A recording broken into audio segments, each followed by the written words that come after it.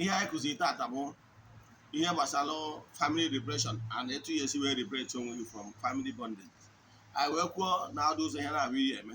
Nke mbụ, liberate yourself, become a good person n'onwe gị, ịsọpọtụ na ihe ọbụla emelụ iji wee megide mmadụ, maọbụ na o nwere onye emejọrọ, maọbụ na o nwere onye ezinụlọ gị na-ara ya n'ike, ịsọpọtụkwana ya, ịnọ na position to restore and return whatever unu na-arụ mmadụ n'aka ike ma etu anwa onye liberation.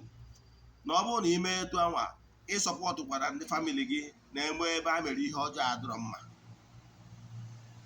anyị wee kwuo na ị ga-eme ihe ndị a na ọ bụrụ na o nwere ebe emebiri ọfọ, irestọ ya. Onwe ebe emebiri obi, irestọ ya.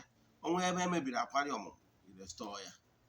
Iche ịwọchị nkụzi anyị furu, jee na my YouTube channel Ogbuefi Eze-Ana Oraifite. Yes, ọ ihe ihe eme. Nke bụ anyị chọziri ka m gwa gị maka ya bụ, ọ bụkwa na ịchọ ka agbara gị family emi, sendelu meseji na WhatsApp 08057837672.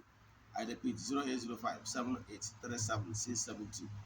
Ka Chukwu oke pụrụ ime ihe niile gọzie gị ebe ọ dị ukwuu. Ya gazie.